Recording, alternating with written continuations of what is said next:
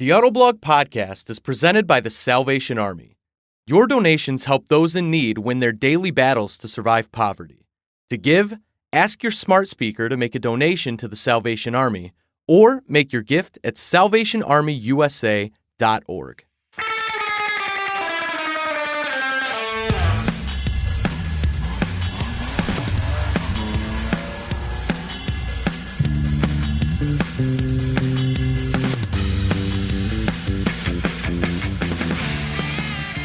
Hello and welcome to another episode of the Autoblog Podcast. This is episode 600. That's a huge landmark. Joining me today is senior editor John Snyder. Hey, how's it going? I'm glad to be here for number 600. I'm fired up too. And associate editor Joel Stocksdale. Hey, everybody. And of course, I'm editor-in-chief Greg Migliore. I can't remember the first podcast I was on. I remember it was quite some time ago, probably early on when I had joined Autoblog. Not sure where that would have been in the numbers, but it was well over 100, maybe 200 ago. We've been cranking these out once a week almost for the last year solidly, almost weekly for the last 2 years. And then before that, we were actually pretty religious about getting them out at a regular cadence. So 600, guys. I feel like we should have a cake or some champagne or beers. Yeah, I'm down. Yeah, we really dropped the ball on the celebrating here. To be super honest, when I was just making out the run sheet today, I realized last week was $5.99, and then I'm like, oh, 600. Okay, cool. Guess Here we are. Anyways, so hey, have one for us. Celebrate 600 your own way. We're going to celebrate by talking about some of the really hot cars we've been driving. I feel pretty strongly in some way about all of these. We have the Nissan 370Z. This is kind of a commemorative edition, which is fitting because this does feel like a really old car. John's got a good laugh going on there. I just got out of it. Actually, several of you guys did. We all kind of drove it, and then we're here to talk about it. Got the Alfa Romeo Giulia Quadrifoglio. One of my favorite cars, full stop, period. It's got some really big flaws, but it's also, I think, really, really awesome. Also, the Buick Enclave randomly struck my fancy when I drove it over the weekend. I think it's kind of understated, a little bit of a sleeper vehicle in that segment, but it's a very crowded segment. Lastly, we're going to talk briefly about our long-term Subaru Forester. John and I have spent a lot of time in that. And finally, we will spend your money. Which of you guys just got out of the 370Z last? That would be me. Okay, because literally like an hour or so we all drove it like this afternoon. Yeah, I drove it last night. Last night, okay. Yeah. So Joel, let's just start real quick with you. I'm always fired up to drive the 370. I can remember the first time I drove one, actually. It was in 2008. I was at Auto Week, and we had one under embargo. The car was under embargo because it was going to be debuting at the LA Auto Show like the next day during press days. And we weren't allowed to tweet about it or write about it, which honestly, tweeting wasn't even a thing back then. And I remember thinking, getting into it in the basement, it was so cool. I was so psyched up to drive it. I was a little bit younger then, a little bit less cynical, but it was just a really cool experience, and it really indoctrinated me into what the 370Z is. As I've driven it more, I've become a little more aware of its shortcomings, but which I just became aware of and revisited when I drove it earlier today, took it to lunch. But Joel, real quick, your impressions. So I have really mixed feelings about the 370Z. I was excited to get behind the wheel, in part because I'm just excited to drive anything that has a manual transmission, because those are becoming fewer and fewer in our lineup. But yeah, okay. So I guess I'll start out. First impressions, I really dig the 50th anniversary paint scheme. I think it's really cool. It is cool. It's very distinctive. Gray and black and all this other stuff going on. Yeah. Although you made a good point to me earlier. You wished it was black and gold. Yes. That would have been cool. So way back when, and you should absolutely look up the commercial for this. There was a Nissan I forget if it was 280ZX or 300ZX. That was the black gold edition, and it was black on top, gold on the bottom, like kind of goldish interior, and it's one of the most like late 70s, early 80s things you'll ever see. There's a man with a glorious, glorious mustache. Yeah, I'm jealous of that mustache. Yeah. Almost as much as the car. I think you could probably pull off that mustache, I John. could try. But yeah, so the one that we've got is black and silver, and I think it's actually quite elegant. I was a little bit disappointed that it wasn't the white and red one, because so the white and red one, there are these like two hash marks on the side of these 50th anniversary cars that is inspired by the old BRE Racing Zs and 510s from the 70s that raced all around the U.S. But I surprisingly really, really like the black and silver. It looks really pretty. And on the inside, it's got really cool upholstery that it's this kind of faux suede, faux Alcantara perforated design. And there are sections that are a little bit shallower that show the Z logo in these like fancy laurel leaves. Yeah, And it's not like embroidered. It's just sort of part of it. It's hard to describe. You described it well, though. Yeah, it looks really nice. It looks really cool. It's sort of like offset, like part of it's on one seat and part of it's on the other. It's really cool. Yeah. Then other parts of the interior start standing out.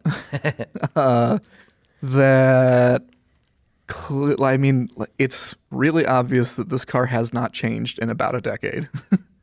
So that car I was referencing from 11 years ago, it's Exactly. about the same thing. I always have that same sense of deja vu, I will say. Yeah, I like old Japanese cars, and this does kind of feel that way. But I don't know that I want to spend. Also, a base 370Z starts at $30,000. The 50th anniversary one starts at $36,000. And I don't necessarily want to spend that much money on what kind of amounts to a 10-year-old car. Right. Putting that aside for the moment, the interior is just ancient. Everything is still monochrome, black and orange displays, really low resolution. You basically have a radio, and that's about all your infotainment and all of your options. That's it. Some kind of nasty plastics. To their credit, they have put a lot of leather and like Alcantara type stuff around the interior that definitely spruces it up. But not great looking interior. It doesn't have a telescoping steering wheel. No, it does not. And that really annoyed me.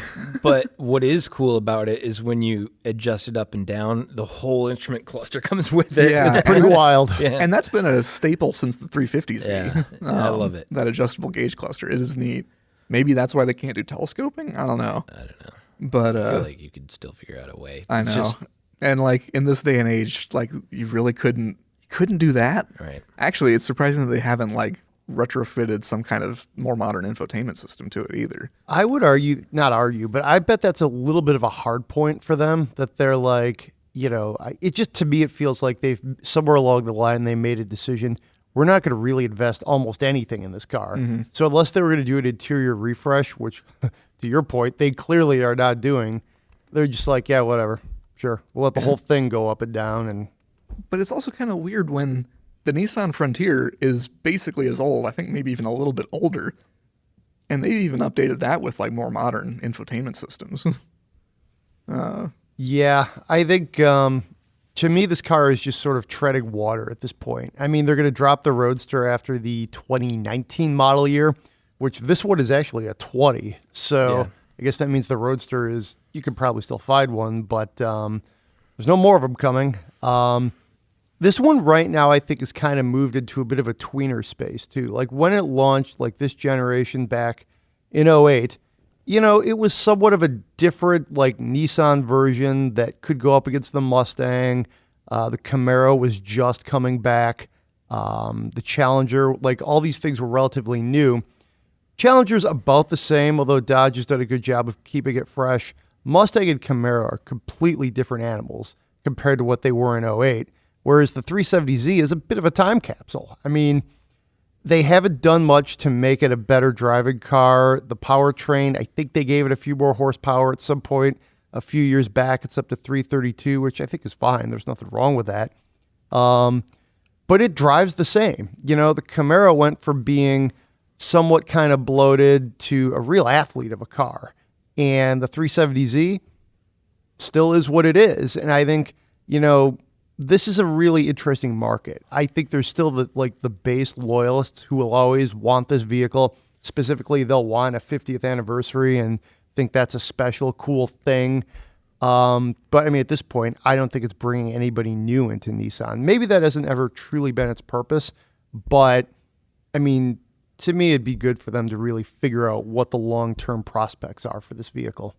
Yeah, I think we should also talk a little bit more about, because I spent a lot of time on like the looks and the interior, but we should probably talk about the way it drives too. Like, it does drive like it did. Is that good or bad? I'm kind of split in that regard. Like, I think it handles really well. Like, it doesn't roll much at all, and the nose goes into corners pretty quickly. I feel like the steering is totally dead, though. It is a little, I don't know. I still think it's really fun. It's one of those cars that sort of wraps around you, and like the BRZ or whatever, and it feels, I didn't mind the steering that much. I felt pretty confident aiming this around corners and just giving it a pedal full of gas. It's kind of a riot, this car. I like that V6. It's pretty. I feel like it's pretty linear. But yeah, this is a car that I'm always looking forward to driving. I love the sort of the seating position. It's a little bit. When I came back from taking to lunch, I was like, "Do you guys hate technology or but adore confined spaces?" This is a really sort of small car, but I like that you get a really good sense of the weight distribution, the balance of the car, and I felt pretty confident driving it. I would agree with a lot of what you said. It does sort of wrap around you. I think it is a little bit of a submarine feel, though. It's a little tough to see out of. A little bit like a coffin, like a Camaro almost, It's, but it also, I mean, the trade-off is it looks really good. Yeah. I think those looks still hold up 100%. I think it's a beautiful car. Mm-hmm. In some ways, it's more beautiful than some of the pony cars it sort of somewhat competes with. So I still think the looks hold up great. Steering is definitely numb, but I kind of like that. There is something that's intriguing about, really wrestling it around a corner a little bit. V6 is solid. I like it. I think it's a little raspy. It's the right amount of power for this thing, but I think it's got like a synthetic like engine noise coming through the speakers. Okay. And I don't like that sound. I think it would sound better if they actually like just change it like the actual exhaust, not try to put something synthetic in. I also like shifting this car. That transmission, the 6-speed is it's really easy to find your gear. There's no guesswork involved. I remember when I first drove this car, this was one of the first cars I had ever driven that would do rev matching. Synchro rev is cool, I think. Back then, I thought it was awesome. Now it's like, it's more ubiquitous, but I don't know. This car really brings me back. It's such a retro feeling car. It takes me back to like driving an old Datsun, and it takes me back to when I was first writing about cars, and this was coming out. It's just, but it does feel super old too. There's like can we talk about the technology or lack thereof? Yeah, I think you just said it. That's it. There's no screen where there would be like a touch screen. There's a storage space, but there's no Bluetooth. I was like, was there a phone port? I didn't. There was a USB. Hard. There was Are a you USB sure there's port. no Bluetooth? I couldn't. I was looking through the menus. I didn't see anything. No, maybe not. Yeah, there was an auxiliary port and a USB port, and I don't see it on the Monroney. and the USB port even was a little finicky. Yeah, I'm not seeing it And either. there's just like a little LCD display that you use to. That looked old even in 08. Oh, no, when you look at it. It does have Bluetooth, Does it? Man, well, or at least it's available. I could not find it to save It's like my a CB radio hookup or something. life. I think the Bluetooth may only be for phone. Okay. So if you need to make like a call on your cellular and mobile phone, you could do that in the 370Z. Pop out your Motorola Razr. And Right, yeah. That's what it was designed for. This car would a car phone, like installed in the car, would, Like would Zach feel Morris at home here. you Yeah, know? Yeah. So the other thing that, like, I do agree, there's fun to be had in this car, but I can't think of any reason to buy it over basically anything else that's out there. Well, I could give you... Go ahead.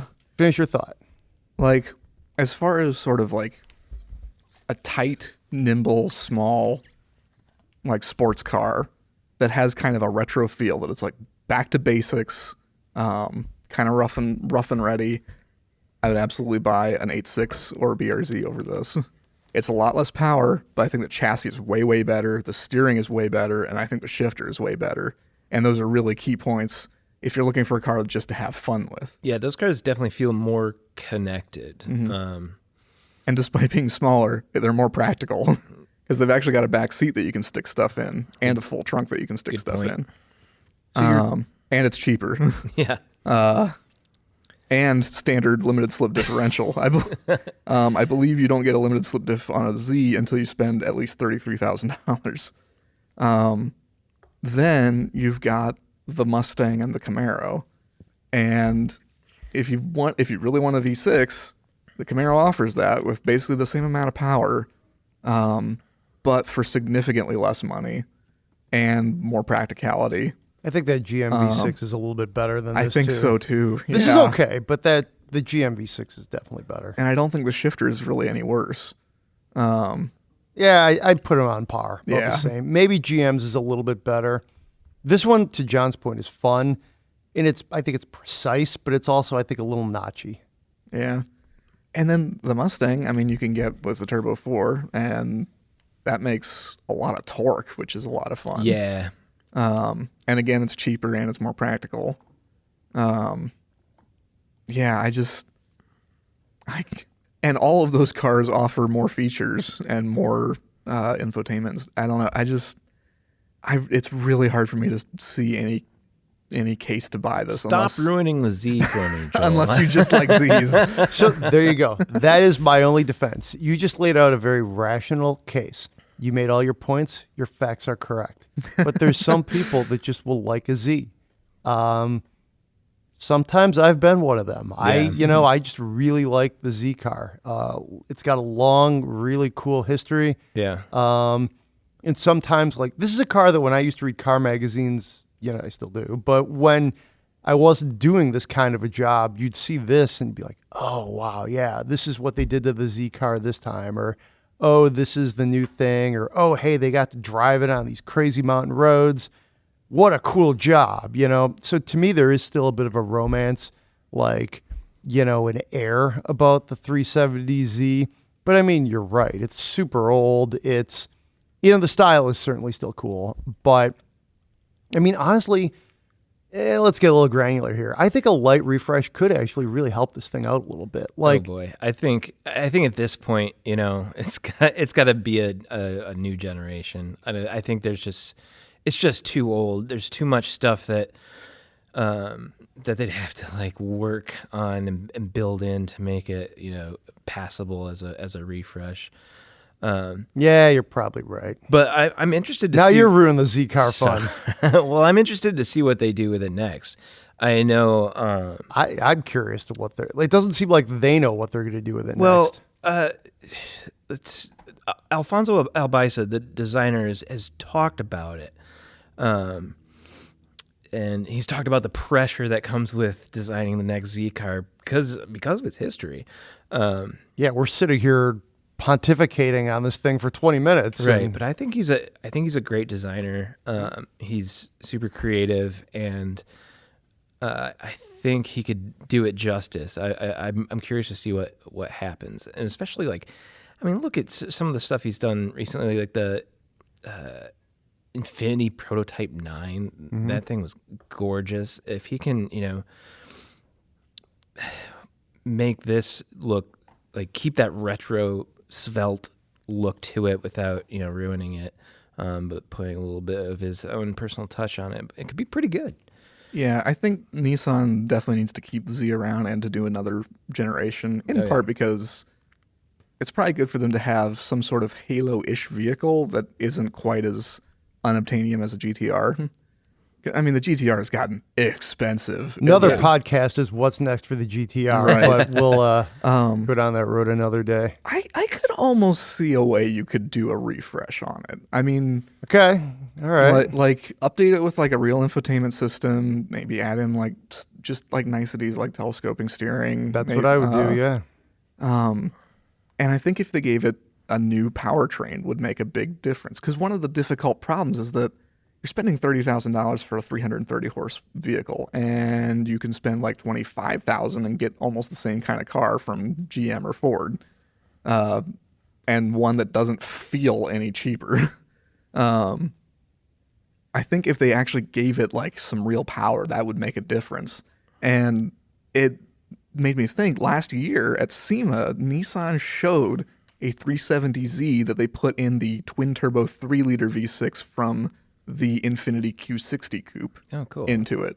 So that bumped it right up to 400 horsepower. And being a twin turbo, I mean, you could probably bump it up even further from there pretty easily and pretty affordably. And I think that would bring back a lot of attention and maybe more sales to the Z. And I mean, that's an existing engine that has been certified for the US.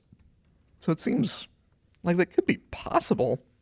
That's intriguing. So you're kind of getting me to like buy into that a little bit. I think I'm a little bit on the fence here. To John's point, it seems like they'd have to redo the interior and probably the electrical architecture to get any sort of modern infotainment system in there. It would literally be like making your Razor somehow into a smartphone. Maybe they could do that. Maybe they can't. It seems like they'd have to figure that out. I feel like there's got to be some sort of incremental way they could do that. Man, if they did it, I'd just be like, what the hell are you doing? This car is just so old. Just give us a new one. I don't think they would get any more buyers with a refresh. I think, I don't know. Well, I think the refresh would have to come with some sort of major like mechanical upgrade. At which point, just give us a new car. So that's where I sort of ended my mid-thought there is I think the twin turbo V6, that could like give it like, I don't know, a bit of a bounce, even if it was only for a year or two. But And the Z has a long history of turbo engines. yeah, I mean, it would fit in this. It wouldn't be like, hey, let's hot rod Frankenstein this thing up to try to get it to be something that's remotely competitive. But I will say this, to John's point, it needs a thorough redesign. I mean, they sold, let's see, what did they sell? In 2019, September, they sold 161 Z cars, and they've sold a little over they've sold exactly 1,853. That's down 32% from last year. So these aren't big numbers at all, period. The car has never been a volume play, but clearly they're losing even their existing base for it. So, I mean, I don't know. I was just looking at this intelligence site I look at just sort of for like on background, like future stuff. And they're basically saying Nissan hasn't quite even said what they're going to do with it next, which future product. Of course they haven't. But we don't even have a great idea. It's like we've heard rumors the Z might be a crossover or something. It could be all electric. Then we've seen things that say, well, they might stay true to their heritage and make something a little more like what it currently is. I think the best play, and this is, hey, totally Greg's unvarnished, solicited opinion, would be to like stay the course. Do a new generation, maybe add some electrification as a powertrain, like a hybrid option, but keep it a fun to drive sports car. I don't think they should try and do like, what Mitsubishi did, which is slap like the Evo name on a crossover. Could you imagine a Z crossover? Well, there were rumors about that though. So to me, it's like, I think they need to like look at what this is, get dialed in and do it. And if, hey, they have to do like what BMW and Toyota did, find a partner and do it that way. Yeah. Who do you think would be a good partner? That's a good question. Fiat Chrysler, maybe? Supra/Challenger? I don't know. Think about that. They're two pretty big sports cars. The Challenger gets a little Yeah, but the Challenger's leaner. huge already. It is now, but it's based on a 2000 and 5LX platform that used to be an old E-Class. I mean, I guess if it was an all-new platform, maybe. I don't know. That scares me a little bit, that thought. The future's pretty murky for the 370Z, I think. Yeah. Any final thoughts? I think we've hit on this pretty hard. Nah, we should probably keep moving. Yeah, we're losing people. All right, so we do have the Alfa Romeo Giulia Quadrifoglio, which I really enjoyed this car. Quadrifoglio, that means you get 3-leaf, 4-leaf clover on the front quarter panel, basically for luck.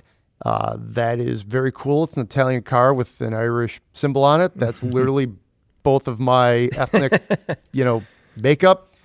It's beautiful. It's expensive. It's $78,890. For this, you get the 2.9 liter, 505 horsepower twin turbo V6 From Ferrari. Thank you. You got that right before I was going to say it. And I think it's a gorgeous car. I really like this car, especially as you move up the trims to where they the wheels really pop. You get some of the extra things.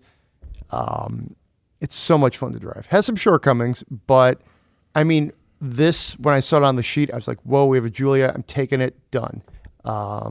Yeah, pretty excited. Do you guys get that same sort of enthusiasm for this, or is this just another C-Class ATS fighter?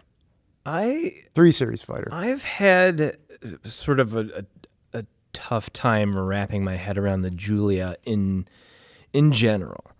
Past ones I've been in, I haven't really liked it that much. It seemed bland. Which, when you're going up against the current generation of BMWs is maybe par for the course. Sorry. But this fixes, the Quadrifoglio fixes a lot of the things that sort of confused me about lesser Giulias. There's definitely more of a personality there. There's a more interesting interior. There's an interesting soundtrack, and I think it's pretty cool. It's still a little weird, but gosh, that engine is really, really, really nice. That is the best part of it. I took there's this sort of I'd say wooded cross kind of diagonal thing that you cut off a woodward, then you hang this right, and it takes you up to one of the mile roads here. You go through the woods, it's curvy. And I did that Monday night when I had this car. And it was a little wet out. I dropped it into sport mode or whatever they call it. Pulled a hard right, accelerated. It was exactly like what you would expect would happen. You hear the engine, you hear the exhaust, spun the tires a little bit, or, kind of fishtailed. It was just awesome. So much fun. It's amazing the difference in character when you switch between the different modes in this one. It's a vast difference. The sport mode, I don't know what it's called here, because the little button says DNA it's something about on it. dynamic or Dynamica or something like that. But it's a big difference from the normal and the eco ones. From the normal, especially the sound of the exhaust is completely changed. And this thing jumps right to life, and it feels like kind of a different car. That surprised me by how sort of diverse the different driving dynamics were of this. Yeah, I agree with that. And I think even in the lower, the calmer modes, it's still a lot of fun to drive, I think. Steering's pretty good. I think you look like you want to say something. The steering felt super, super artificial. Really? Really robotic and weird to me. I thought it felt fantastic. I was really responsive. I love the way it responded. But I felt like it had really good feedback. It felt like I knew exactly how much resistance I was getting, and I really, really liked the steering. I thought it was really responsive and progressive in its weight. It just, I don't know, it just felt really electronic and yeah, just super Artificial. I had a completely different experience on that part, and I haven't said much yet. But basically, so when I came into the office, I was like, I've fallen in love with this car. I love it. I love the steering. I think it handles amazing. It feels so light. It just darts in and out wherever you want it to go. Yes. And the chassis is really communicative. Like, it actually has some body roll, which is a little bit surprising, but it feels good. It reacts quickly. It doesn't like list over. It like takes a set really quick and like that feels really fantastic. Yeah, it feels really good. It doesn't feel like a super buttoned down race car. It's still got a little bit of kind of suspension give and move that kind of makes it all feel alive. Feels like a sports sedan is what you're saying. Yeah, it feels great, and it's got fantastic traction. You've got you can be really confident throwing it into corners. Mm-hmm. Oh, it's so much fun. The engine's really responsive. I really, really like it. So where would you guys rate this in the field? This would definitely, since the ATS-V is gone, this is probably my pick for that size, like high-performance sedan. I can't think of really anything else that I like better for like this size class. The ATS-V, I think, was a little more severe, which is saying something because this went more severe. Wait, that's very eloquent of me. But I think I think that car was definitely more intense. But this one, I think, is the right blend. Like, it's really intense if you want it to be, but it's got a little bit more of just a mellowness at times that the Cadillac didn't have. What do you think, John? You seem like you have 2 or 3 things you'd put ahead of it. Yeah. I don't know. This is sort of on par with like maybe the BMW for me. Okay. Joel's shaking his head. Disagree. Joel's shaking his head at me. I just have trouble. I think I would have to spend. We need to get a long-termer of this for me. Yeah, let's do it. To really sounds good. Alpha, we want a long-termer. To sort of give us one? Suss out what this car sort of is. It's just, I don't know. It does so many things in a different way in terms of like interface and styling and even driving dynamics that it's just hard to sort of pin down for me. I would definitely, at $74,000, or as ours was $78,890, there are a lot of different ways I'd like to spend my money.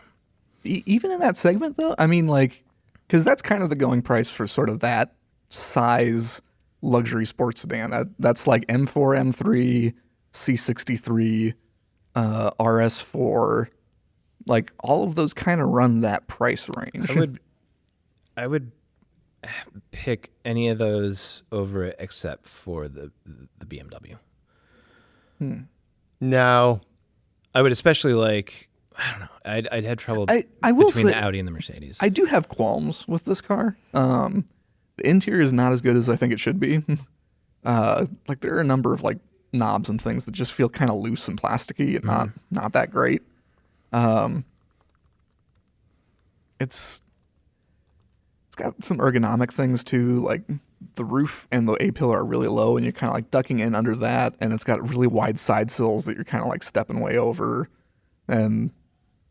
But I feel like the way it drives just makes up for a lot of that. I can forgive so much about a car if it drives awesome, and I feel like this car drives awesome. And I would reinforce that with looks as well. I mean, to me, this car has a distinctive styling that other things in the segment don't. I think it really does live up to that sort of mythical presence of what you expect an Alfa Romeo, specifically a Giulia, should be.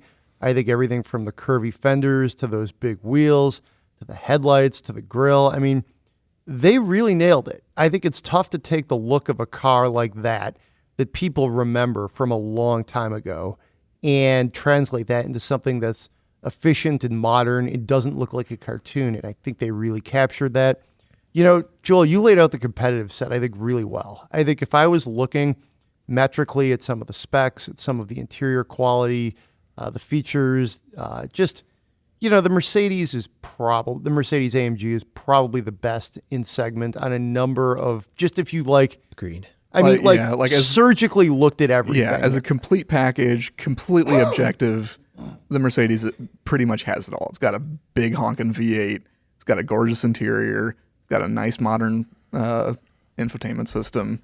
It is probably the best, objective all-around choice. But I didn't have more fun driving it. Yeah. I had just as much fun driving the Giulia. I think you pull up wherever you're pulling up in your expensive, sports sedan, you look just as cool, maybe even cooler in the Alfa. There's still not that many Alfas running around. Around here there oddly is, but that's because of the FCA connection. Yeah, I think so. Where you get this, I don't know if you get the same discount as you do as a Dodge Charger, but you see a lot of Giulias and Stelvios on the road, which is almost hilarious. I think it does. I mean, I think this feels more special than the BMWs. I think For sure. the Audi is tricky. I really like what they've done. It's less severe, the Audi is. It's far more conservative. I feel like the Audi's more technical too. Yeah, just in the I chassis and some of the things they do, even with the infotainment. Yeah, 100% agree with you. But I do like how, in some ways though, but this is Italian. It's a raw car. It's not meant to be like the sophisticated German thing. If you want that, you go get that. Mm-hmm. So, Well, and like you said, how the Alfa, sure the Mercedes might be better, but you were more excited to drive the Alfa. That's kind of how I felt about the ATS-V. It had a worse interior, but that car, I love the way it drove so much that I could forgive all that. And that's how I feel with the Alfa. It's fantastic to drive, and I can forgive its other issues. yeah, I totally agree. Are we rating this, John? You tend to know this. We might be. Maybe. I have to look at the. I'm trying to remember. Let me pull up my thing because I just was I filled out a score sheet. If not, we should. Yeah, we should. We absolutely should. But I was I would give this an editor's pick, even though I know it would be a little bit of a tough fight, and I feel like depending on who's in the room, I might be kind of outnumbered. But it's definitely a hill I would be willing to fight on because I think it's this is scheduled for rating. I can't wait for that meeting. That's going to be fun. It'll be interesting. I don't know which of those we've mentioned would you guys rather have on the track? Oh, this. This? Okay. Yeah. Just driving it around last night, I was like, I want to drive this on a track. I want to drive it as fast as I can. Yeah. It would be awesome I on a could see track. that. Yeah, it would be really cool. Part of me thinks the Mercedes or the Cadillac, as you bring up, Joel, just on a raw track, depending on the track, maybe. Yeah, I think the Cadillac is the only thing I'd probably want to drive more because I have a feeling the Mercedes is going to feel kind of heavy. Yeah. And it's kind of a handful, which would probably be entertaining on its own, kind of like a big German muscle car, but that's not quite what I personally am looking for in a track car. I wondered too when I look at the Giulia, how long is Alfa really going to be around? In this country, we've heard nothing that they're going to retreat and leave. Right. They have a few credible offerings, but They've right got, now they're so niche. Yeah, I think that's their strategy is just to keep it sort of low volume. Yeah. I don't know if they've said that it's their strategy. I don't know if that's just an excuse for low sales. But we're a niche brand, yeah. but we're not selling any cars. Right. No, I think that's actually a valid Yeah, I agree with you. positioning. So I think they'll stick around. I hope they do. Frankly, I like Alphas more than I like Maseratis. Yeah. Yeah, that's fair. All right. Well, how about we leave that there? This is a really hard fade. We're going to talk about the Buick Enclave. We had this last week. Smash cut to Buick. Right. That's a Buick. This one was quite nice, I thought, actually. But this one came in at just under $50,000, $49,055. What basically struck me about this vehicle is it's pretty nice. It seems like it's a decent value. The interior felt pretty good to me.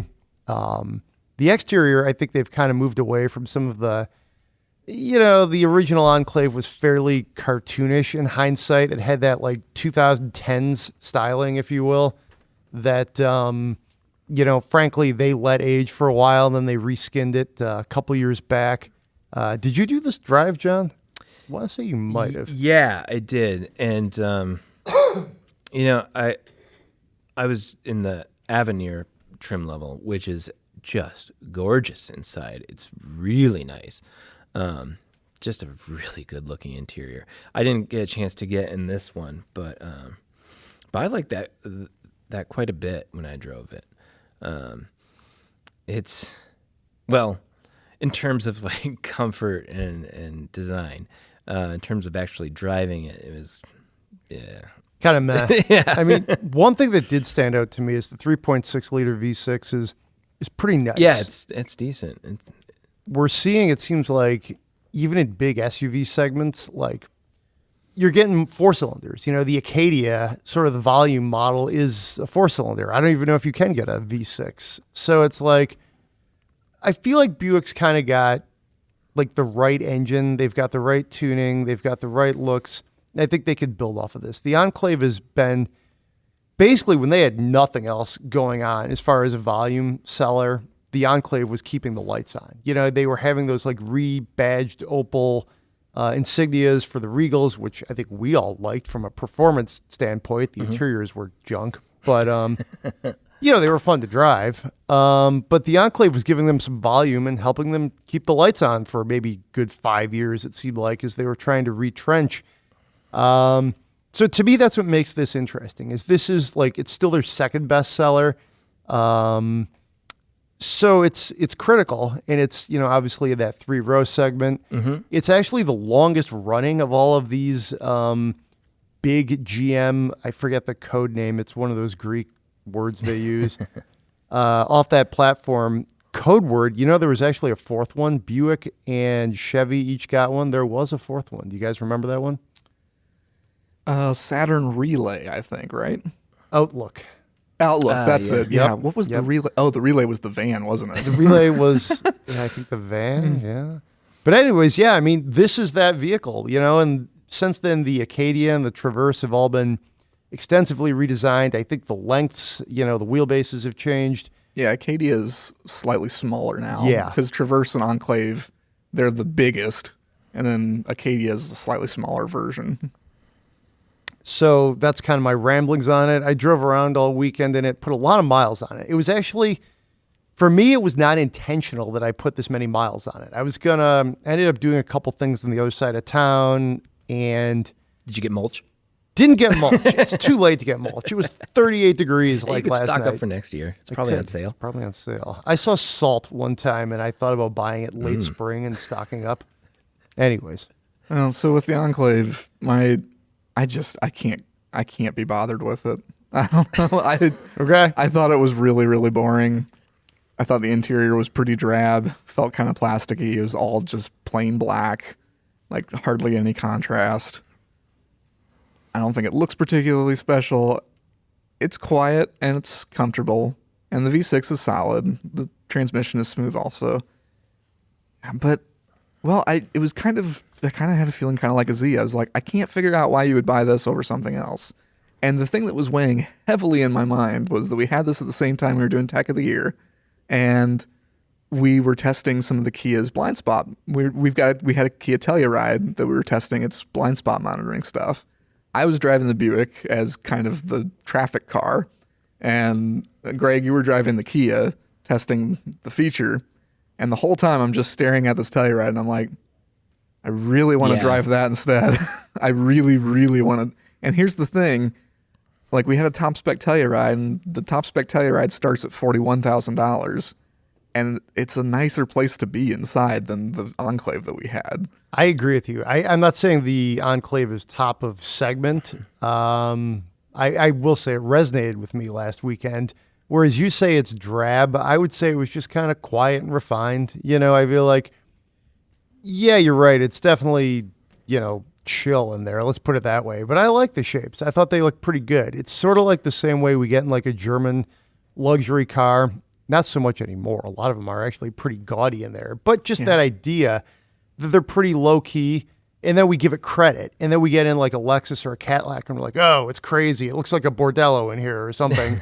To me, I thought Buick was capturing that right spirit.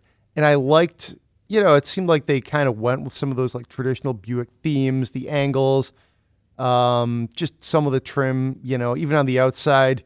Could it be a little bit nicer? Sure. But it's pretty good. But to go back to your point, yeah, the Telluride's better in almost every way. And I mean, it may technically be like a lower brand segment, but it's like when you get the top end one, it's really nice. And it's a really distinctive looking vehicle too. Yes. My brain doesn't register an Enclave when I see it. Right. That's a good point. Here's my question. Which brand do you think is stronger right now, Kia or Buick? Kia. Yeah. I think Kia just has a much more distinctive lineup, and more vehicles that are more competitive in each of their segments. Yeah. The one thing that Kia is still dragging around is that like brand image. I keep finding people who are still like, but it's a Kia. But man, the products they're making now are really good. To be honest, Buick's the whole thing, like, that's a Buick? Like, I think that applies more to Kia. Like, that's a Kia? Yeah. Yeah. like, wow. For sure. I will slightly disagree. I think the products Kia is making is stronger. The Telluride is better than the Enclave. The Stinger is better than almost anything Buick makes, definitely in that segment and definitely in the last, I don't know, when's the last rear wheel drive Buick sedan? Let's really go back into the deep history. Joel's thinking. I kind of hope you come up with an answer here. It's been a while. The Wildcat or something. The only thing that I can think of is the Roadmaster. So that I wouldn't call that a sports sedan, but you're probably right. You just said rear drive Buick. Yeah, that's all you said. Fair enough. Yeah. I think, but overall, so yeah, product-wise, Kia. But here's what I think a lot of consumers would think. I think they would still say exactly what John just said.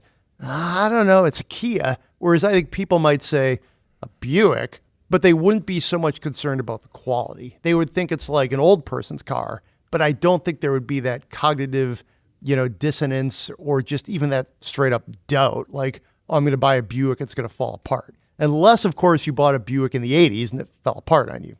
So, by a slight nudge, I would say the brand rep to Buick, but the product just overall to Kia.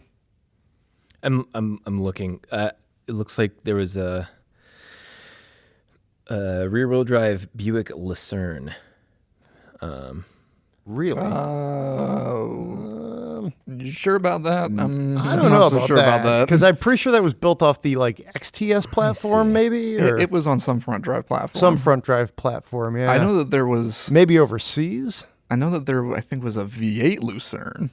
Because they did the Super series of Buicks, the Lacrosse Super and Lucerne Super. And... Oh, you're right. It was not. Buick was almost, completely dead at the time of the GM bankruptcy. I mean, they were like, we got to get these Opals over here and we're going to just try and, throw some duct tape on it and keep it going. And I think they've done a pretty good job. It's taken them almost a decade, but they're doing a little more than treading water. But, well, and they're in a good spot in the fact that they have a bunch of crossovers to offer, and that's what people want, and they're selling. I mean, Buick is selling a decent number of vehicles. Yeah, exactly. I think that's the right move, is sell. Frankly, a lot of them are probably in the Midwest, but it's given GM some volume. So, speaking of crossovers, let's do a quick update on our long-termer, the Subaru Forester. We've had it for a couple of months now. I just drove it last night. I actually was able to find a slightly more comfortable seating position in it. I was able to get my kid's car seat in there, push it a little bit farther back. The front seat was a little bit then in a better position, and it was odd. It opened up my eyes to how I wanted to, view the world from behind the wheel. I was a little bit more comfortable. Everything seemed a little bit more clearer. I was like, hey, the interior pieces suddenly look good. It's amazing how when you're not 2 inches from the steering wheel, how much, your outlook on the world changes. But that was just my one night experience in it. Really enjoyed it. The outside is starting to grow on me a lot. I always thought, I like the Outback better than the Forester, which I'll stick with. But you see a bunch of the new Foresters on the road, The taillights look good. It's kind of got a not quirky, but there's a lot going on with like the fenders. It's really, really growing on me in a way that I kind of thought it would, but my initial impressions were a little, and now it's taking root, if you will. I like this car quite a bit. I would own it. I would buy this car. It's the right price. I feel like it offers a lot of practicality. It's got quite a bit of space, a lot of utility, and yeah, I'm finding more flaws in it the more we drive it, but I find myself more endeared to it as I drive it too. I could see myself actually buying this car. Yeah, I think me too. Now that I've sort of found ways to max out the interior space, I took it tailgating about a month ago, got a lot of stuff in the back. Yeah. Which was good. Not as much as maybe I totally wanted to. Like, took a couple of small coolers, not a big cooler. The dog was laying across the back seat, which was okay. Actually, no, the dog was in the front seat. And to me, it's like, it's just big enough for when you have like one child and a dog. Like, I feel like with two kids, you might want to step up to something with 3 rows. Yeah. Like the Ascent. But overall, I'm liking it. Yeah, and I've put a lot of miles on it already. I drove it to Chicago the other week. It's getting pretty decent gas mileage. We were testing out the driver focus facial recognition thing. Right. I was super hot on that at first. I'm sort of over that now.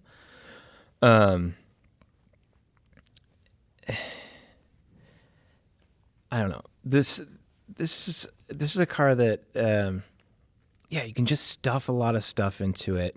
It's not super exciting to drive, but it's very practical.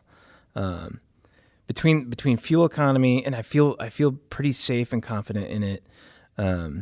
Like I feel perfectly fine putting my child in this car and like not worrying about it. Like my old Subaru, it was like, oh, this is maybe kind of a death trap, but this is it inspires a lot of confidence going down the road. It's a good family car. It's not the most exciting car in the class for sure, but I don't know. Joel, what do you think?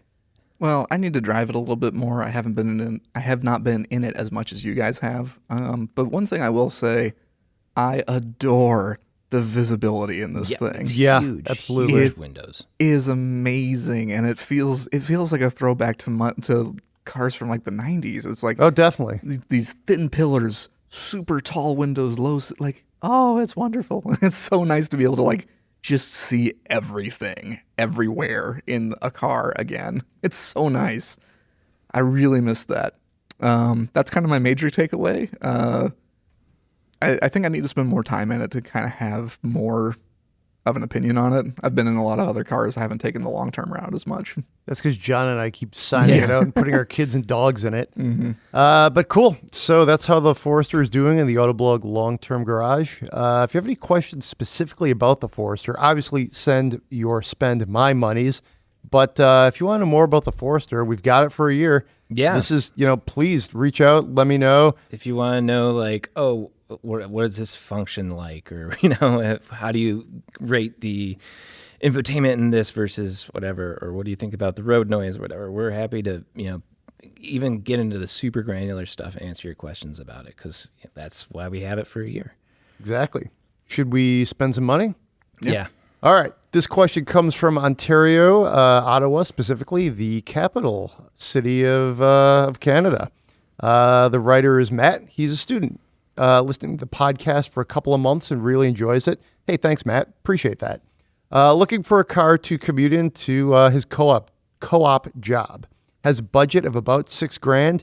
Needs a car that's going to be reliable enough to start in the cold winters and able to handle the demands, of course, of a Canadian winter. Preferably, the vehicle is fairly fuel efficient. Living on a student budget, looking into a few different typical student cars, older Mazda 3s, Corollas, Civics, wondering if we could just give him some direction. So this really seems to fall into like both of your wheelhouses. Start with you, John. Speaking of Forester, maybe you could find an old Forester for that price. And gosh, those older ones are really cool looking too. And still have fantastic visibility. Yes, yes. Yeah, I love the styling of some of the older generations too, especially when they were boxier. I think I miss that so much. That's the one thing that I'm not super thrilled about with the current generation is they threw away really good styling. That that was the best. And but I mean it's still good looking. But yeah, that might be a good route. All-wheel drive, good in the snow, fun in the snow. Yeah, that'd be a good starting point. At least look at that and then maybe go from there and compare some other cars. But that would be a good starting point. Yeah, I think probably just about any old Subaru would be a really good choice, and probably the most efficient when it comes to an all-wheel drive standpoint. As I was thinking to myself, like maybe a CR-V or a RAV4 with all-wheel drive, but they've never been as efficient as Subarus.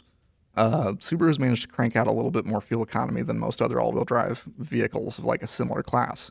If you find like an older Impreza, like kind of mid to late 90s with a 2.2 liter engine, those things are bulletproof. They'll last forever. They might be a little rusty that old, cool. But yeah, that's getting a little old. But even like an Impreza from like the mid 2000s or something, or a Forester would be a good way to go. This is actually one of the rare times where I maybe would recommend against a Mazda 3, just because the older ones that are down at like this price point, they get rusty. That's one of the things that I've always been sad about. I like Mazdas and I like Mazda 3s, but man, like early 2000s to mid 2000s, they did not have their rust proofing under control. Like they rot out. I guess thinking like cheap and fuel efficient and also practical. If you're a student, you might need to move things around or move people around. Maybe even like a Scion XA or a Scion XB, like one of the older ones. It's creative, yeah. They're really, really cheap. You would have money left over at that $6,000 price point. Really reliable, really economical. Throw a set of snow tires on it, you'll have the money left over for it. That's kind of a left field choice, maybe if you don't like it or if you think it's too small. But piggybacking on the Scion, Jeremy Korzeniewski, our consumer editor, had some suggestions that he sent along to us too. One of which was first gen Kia Soul. Interesting idea. Yeah. Maybe a little thirstier, but also could be a little bit more powerful. Yeah. And he also said an Impreza or Outback Sport, or a mid 2000s Acura TSX.